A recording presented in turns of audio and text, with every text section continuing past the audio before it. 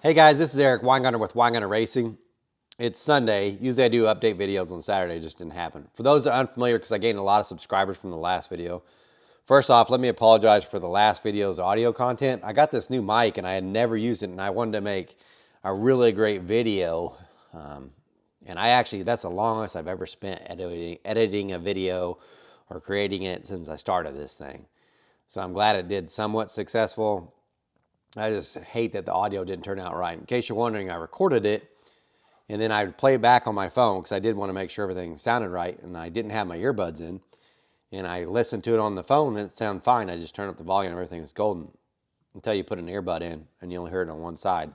I think I have that situation fixed now with this, so everything should be golden. I've practiced enough. But anyway, on Sundays or Saturdays, usually I do an update video. It's less technical, like in-depth technical stuff.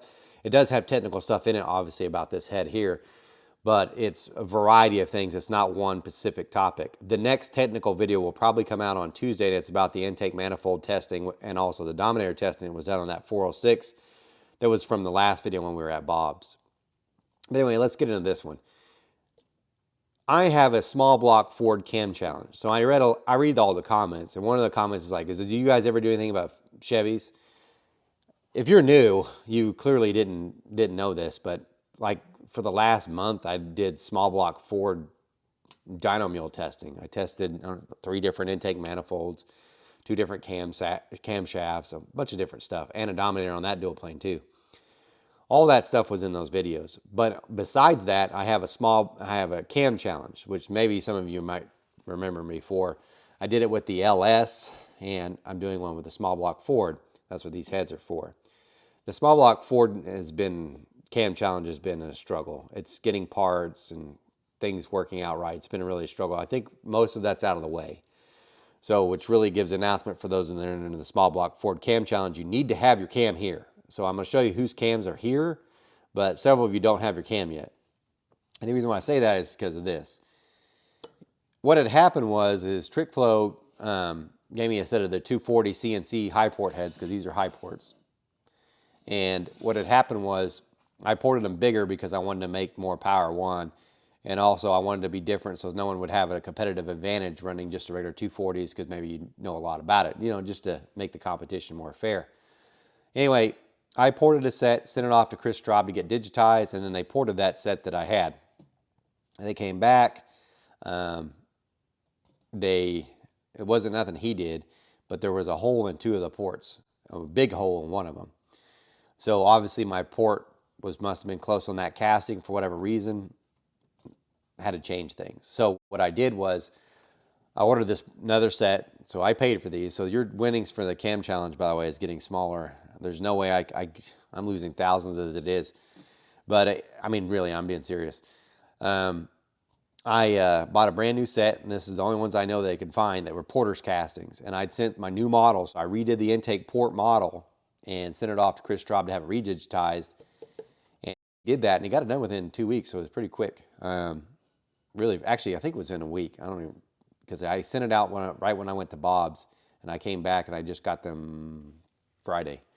This set right here. Now, obviously, they're not ready to run. Doesn't have the valve job on it yet, and I still have to size the guides. But the intake port's redone.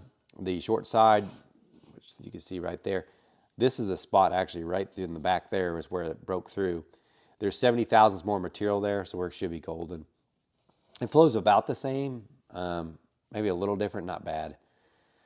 Anyway, that's what's going on with that. That cam challenge, in case you're wondering, like, what is it even? It is.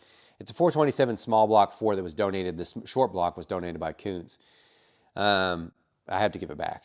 But these heads will be on it, the TrickFlow high ports. These flow 350 something. Oh, actually 360 at peaks if you want to go there. All that stuff, if you donate to the small block Ford cam, there'll be a link in the description for this video. You'll get all the specs. But it flows about 360-ish. It'll be 11, 2 to 1 if I remember right. They're running a solid roller, and the RPM range that they're running is from 5,500 to 7,500 RPM. BMP intake manifold that I ported and run a Dominator up top. And this should happen relatively soon, because I can't get these done right now because on the seat and guide machine as it is, there are a set of heads that have a 208 intake valve, and I got like 4 sets of heads that are running 208, 1600. So I want to get through those so I'm not changing my tooling, just wasting time in the shop. And then I can get to these. But I still foresee that these will go out this week and Gary will have those. So at that point, the engine's ready to, easy to put together, run it on the dyno, we'll have a baseline, but you need to get your cams in. And I'm also going to talk about the small block Chevy Cam challenge. So that one, Kuntz is building the engine, so they're very nice of that. Before I left for Bob's, I sent them almost everything. So they have the block, they have the entire rotating assembly, they have the lifters. They do not have a baseline cam. They have the heads, the shaft rockers. They have just about everything, I think.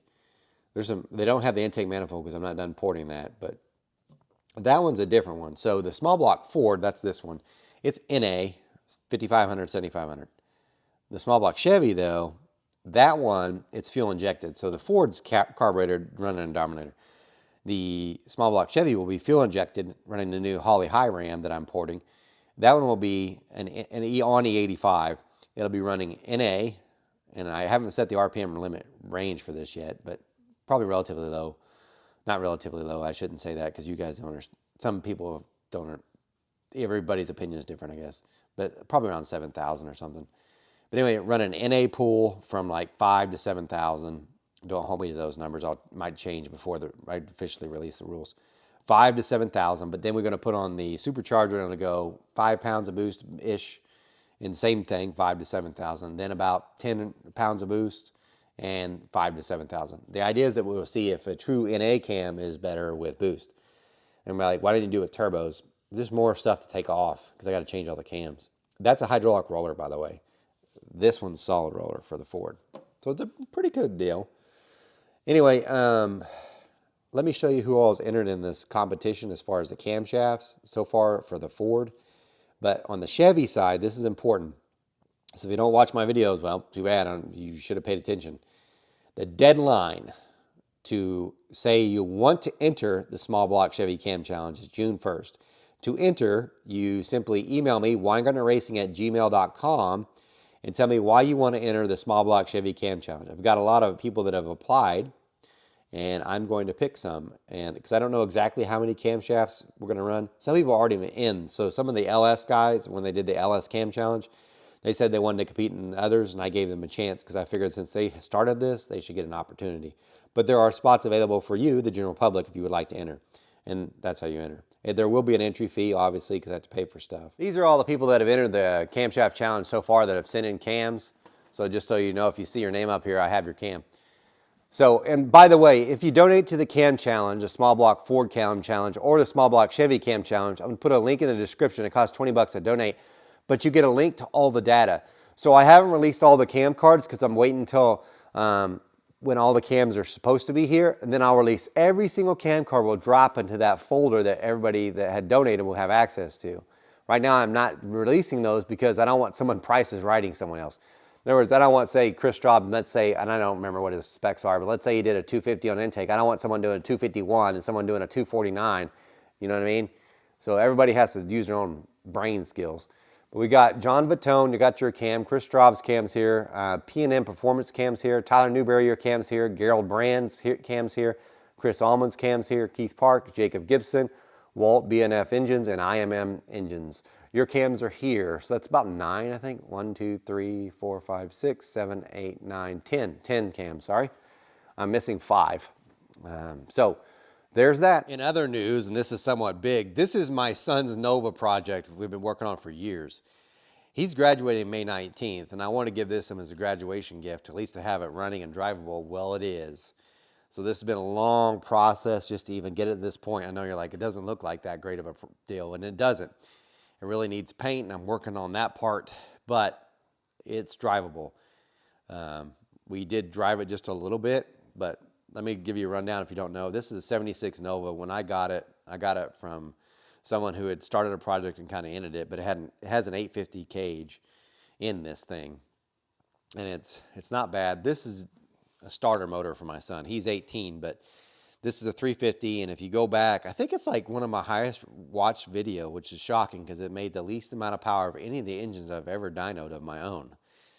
And this is 425 horsepower and 425 foot-pounds of torque. It's a hydraulic roller 350.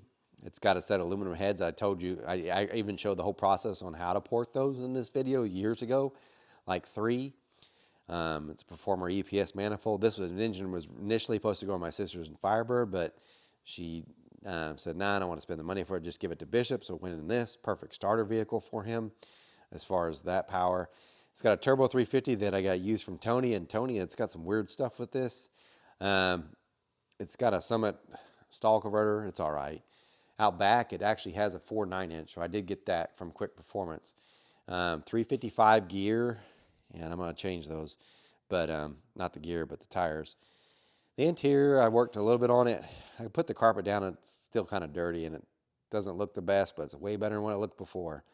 Anyway, the seats are permanently mounted. I do have to get the harnesses. I got to get those in. As you can tell, the paint's just horrible. The weather stripping needs changed, obviously. We'll just pull that out of the way. But it doesn't sound bad, and it runs okay. And here's what I mean by okay. That carburetor, that ATM 750, it seems like at wide open throttle, it's perfect, and at idle, it's weird.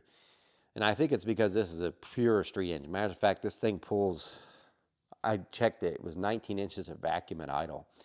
No, I'm sorry, 17. 17 inches of vacuum at idle. So this is a pooch, hydraulic roller, but I mean 425 horsepower, but this thing pulls plenty of vacuum, very calm idle, no chop at all. Anyway, so maybe that's why this carburetor isn't, it works okay, but there's really bad in certain areas. I had to make the idle very, very rich, like 11.5 to 1. And I did that so that whenever it goes to part throttle, it doesn't go so lean. Because it was going like 17, 18 to 1 and trying to surge, just sitting here, just letting it run. So on the street it would do worse. But now what I've done is I've richened it up so much at idle, not where it's burning my eyes or nothing. But when you go cruising, which I went down the road with it, it's 14.5 to 1. So that part cruise is perfect, spot on. But it also causes it to have a kind of a lean spot when you lean into it before the boosters kind of catch up, because it's so lean that even the squares that it's giving, it can't catch up that spot. And I really think it's because this engine's like almost stock-ish, even though it makes good power. It pulls way too much vacuum for that. So I got to play with that some more. But I couldn't drive it too much because there's no windshield in it, and I did not wear glasses. And I don't know how you motorcycle guys enjoy that, because I couldn't see shit after 50 mile an hour. But it runs okay. I don't think it's that fast, maybe because I'm used to fast stuff. I think it's going to run like a 13, maybe a 12. I would say 12.8 if we're lucky. But we did weigh it, so here's what it weighed. So I was kind of surprised because it weighs less than what I thought, because the S10, you would think it weighs less than this, but the S10 weighs 3,250 with me in it. This weighs 3,056 with my son in it, who weighs about 196 pounds. And now it also has all this sound deadening insulation is underneath everything. You can kind of see it even back here. There are 3 boxes of this, and if you weighed that together, that's like 80 pounds. This has some weight, but I wanted to keep it kind of quieter for him. So I'm surprised that it weighed as little as it did. If we took out the door bars, there's a bar inside this, and we hadn't added that, there's a chance this might weigh as much as the Camaro at 2850. It's kind of shocking, but proud of it. It should work fine. This will definitely get his feet wet, and then we can switch to the old engine that was in the S10. Was that one I made 580, and that one's way radical. And then I can put the Power Glide back in it, and it's a converter that matched to that. 456 gears out back, and he should run right in the 10s, because that's what that ran with it. But this, I don't know, we'll see. But anyway, let me show you some videos of it running.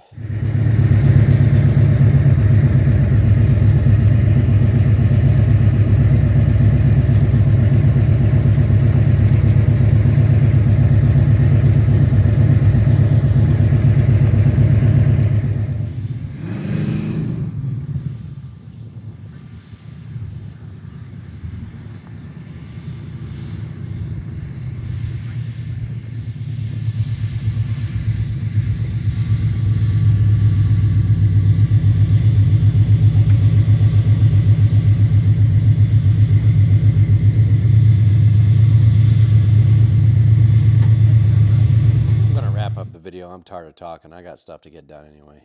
But for the small block Chevy Cam Challenge, you need to enter by June 1st. Don't forget. Small block Ford Cam guys, you need to get your cams here. And if you're a channel member, I'm still trying to upload all that stuff to that document you have for the channel membership. I haven't had a chance to add the new ones yet, and I'm working on that. It just, time has not been on my side. So each day this week, I've made a goal to get one job a week done, and I did that last week. But I need to get stuff done. Here it is, Mother's Day, and I'm still have to do other stuff. Yeah, crazy. Anyway, guys, enjoy your Mother's Day. Hope your parents are still around and stuff like that. But the real technical video will be on that manifold stuff, and that'll be Tuesday. So this one isn't that. So if you're like, I ain't this guy who does his talk, that other one, more technical stuff and more evidence that backs up what I'm saying instead of just theory. We actually have proof. Anyway, guys, thanks for watching. Remember, I'm no Superman. I do not port cast iron heads. I did raise Superboy. You guys take care.